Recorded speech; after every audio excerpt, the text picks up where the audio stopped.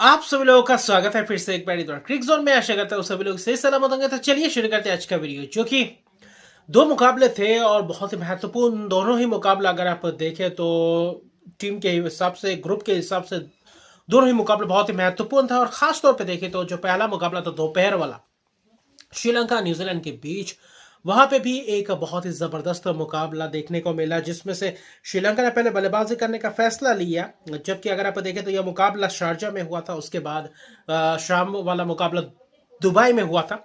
लेकिन जो group A का ये जो मैच है बहुत महत्वपूर्ण, उस हवाले से देखें तो भारतीय टीम में इस मुकाबले को पैनी निगाहों से देख रहे थे, क्योंकि यह मैच बहुत ही महत्वपूर्ण था। क्योंकि न्यूजीलैंड के पास मौका है सेमीफाइनल में प्रवेश करने के लिए, दो जीत लगातार करके अच्छी खासे रन रेट बेहतर करके।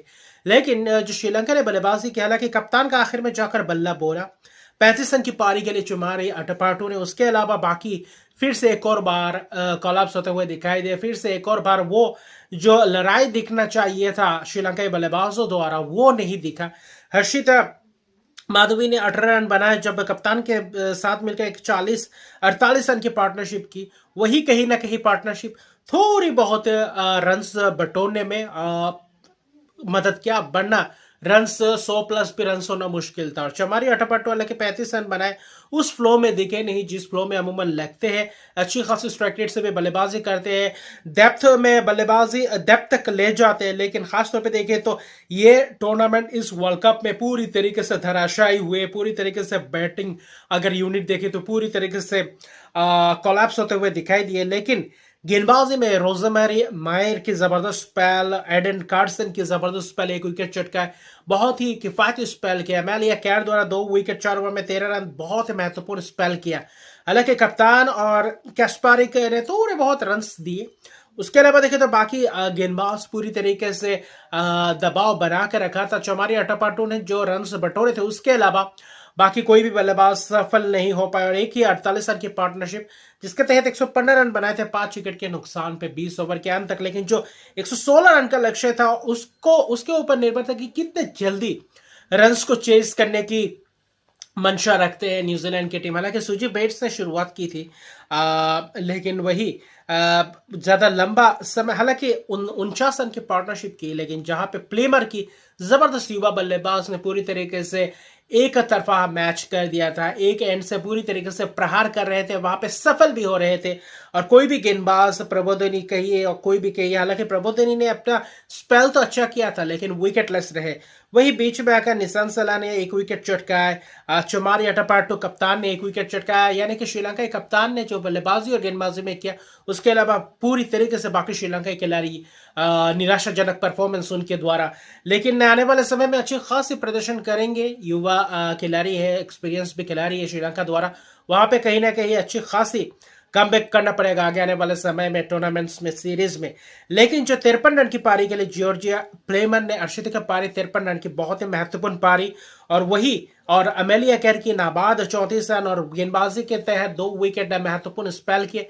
तो एमेलिया कैर ने भी बल्लेबाजी गेंदबाजी में जो कारनामा करके दिखाया प्लेमर के साथ मिलकर, और पहले 2 विकेट के जो 45 रन प्लस पार्टनरशिप किए, वही मैच जितवा कर चले गए। 8 विकेट से ये बहुत ही बड़े मैच जीता। हालांकि 2.5 ओवर रहते मैच खत्म किया, थोड़ा बहुत रन रेट बेहतर किया, लेकिन 8 विकेट से ये एक जबरदस्त जीत।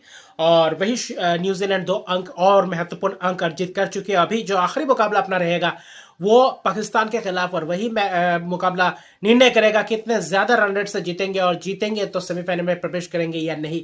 ये भी एक बहुत ही दारोमदार के रहेगा न्यूजीलैंड के ऊपर, और बहुत ही महत्वपूर्ण मुकाबला वो भी रहेगा।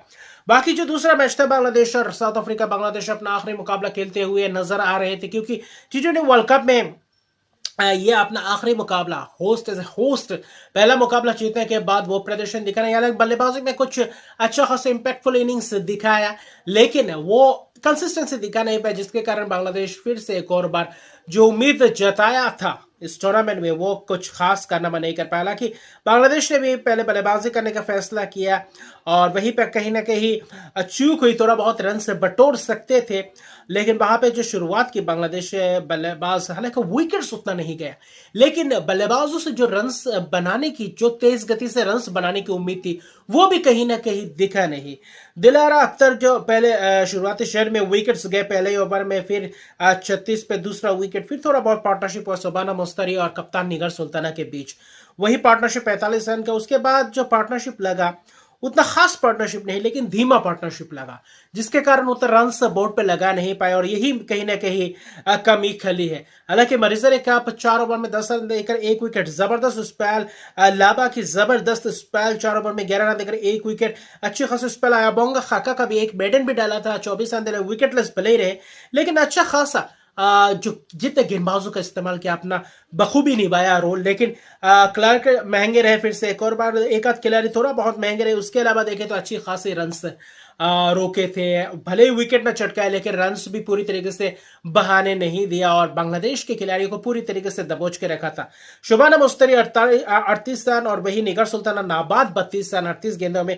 यही कहीं ना कहीं कमी खलती है। जब आप सेट हो जाते हैं, जब 15-20 गेंद खेल लेते, उसके बाद आक्रामक रवैया अपनाना चाहिए, उसके बाद एक बड़े स्कोर की तरफ अग्रसर होना चाहिए, तब जाके आप कहीं ना कहीं कंपीट कर सकते हैं। यही अगर स्कोर 130-35 होता तो शायद बांग्लादेश के पास मौका था दक्षिण अफ्रीका को धराशायी करने के लिए, क्योंकि 106 ही रन बने 3 विकेट के नुकसान पे 20 ओवर में, जहां पे विकेट्स भी नहीं गए लेकिन रन्स भी उतने नहीं बने जितने रन्स बनने चाहिए थे। क्योंकि ये मुकाबला खासतौर पे अगर आप देखें तो दुबई में था, थोड़ा बहुत मुश्किल भी था पिच, लेकिन फिर भी देखें तो अच्छा खासा स्कोर नहीं लगा पाया, जिसके कारण बांग्लादेश को पूरी तरीके से दिक्कत में अपने आप को डालना पड़ा। लेकिन उसके बाद दक्षिण अफ्रीका पूरी तरीके से पीछे मुड़कर दिखा नहीं, वही इंटेंट के साथ गए। भले ही लोरा उल्बर्ट इस मुकाबले में ज्यादा रन्स बटोर नहीं पाए, 7 ही रन्स बटोरे, फहीमा खातून का शिकार हो गए, स्टंपिंग के तहत आउट हुए, वरना अच्छा खासा बल्लेबाज एक्सपीरियंस है और कंसिस्टेंसी दिखाते हैं।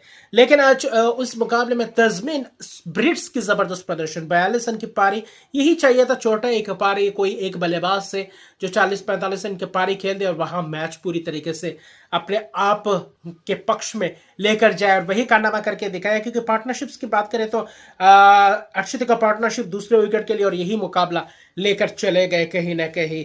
और आखिर में मर्जर कप भी अच्छी खासी बल्लेबाजी करते हैं क्लोई ट्रायन, तो लेकिन उनके ज्यादा जरूरत नहीं पड़ा। 42 रन की पारी आखिर में आउट हुए 41 गेंदों में, 25 रन एने के बॉश ने बनाया। लेकिन कुल मिलाकर देखें तो गेंदबाजी में उतना खास सफल गेंदबाज नहीं रहे। 2 विकेट फहीमा खातून के खाते में 4 ओवर में 19 रन देकर, उसके अलावा बाकी कोई पॉजिटिव बांग्लादेश के खेमे से नहीं था। बल्लेबाजी निराशाजनक प्रदर्शन, गेंदबाजी आप उतना कम टोटल में उतना गेंदबाजी से आप रोक नहीं पाते। हालांकि 3 ही विकेट्स गए, 7 विकेट से एक जबरदस्त मैच जीता 17.2 ओवर में, यानी कि 16 गेंद शेष रहते मुकाबला जीता।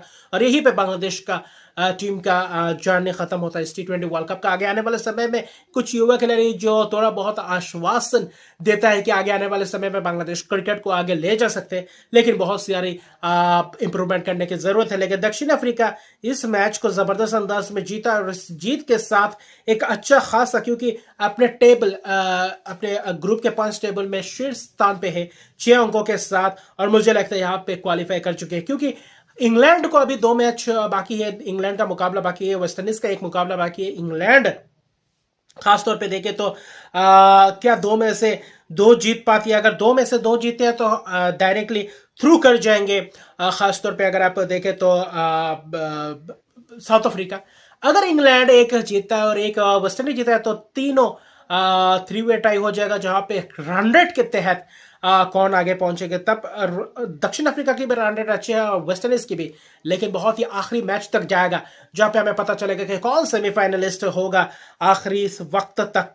क्योंकि लीग का आखिरी मैच इंग्लैंड और वेस्ट इंडीज का, उस मैच के ऊपर भी निर्भर रहेगा कि आखिरी सेमीफाइनलिस्ट या फिर 2 सेमीफाइनलिस्ट ग्रुप बी से कौन निकलेंगे। ये भी एक बहुत ही मजेदार टूर्नामेंट हो चुका है। बाकी आज जो मुकाबला है बहुत ही महत्वपूर्ण मुकाबला, भारत और ऑस्ट्रेलिया के बीच। क्या भारत पटकनी दे पाएगा ऑस्ट्रेलिया को? क्योंकि 2023 में एक वक्त ऐसा था कि भारतीय टीम के पास मौका था उस मैच को जीतना, और हरमनप्रीत कौर का वो रन आउट कहीं ना कहीं महंगा पड़ गया और आखिर में भारतीय टीम हार गए, जिसके कारण पूरी तरीके से मुश्किलात में पड़े थे। वरना आज वो दोहराए नहीं और आज के पूरी तरीके से साख उनके ऊपर है कि आज जीत पाएंगे ऑस्ट्रेलिया के खिलाफ। और ऑस्ट्रेलिया आज अगर जीते तो पहला सेमीफाइनलिस्ट बनेंगे इस ग्रुप से भी और इस टूर्नामेंट में जो पहला सेमीफाइनल में प्रवेश करेंगे। बाकी दोपहर की जो मुकाबला है खास तौर पे वो मुकाबला इंग्लैंड और स्कॉटलैंड, ये भी एक अच्छी खासी राइवलरी बनते जो आएंगे।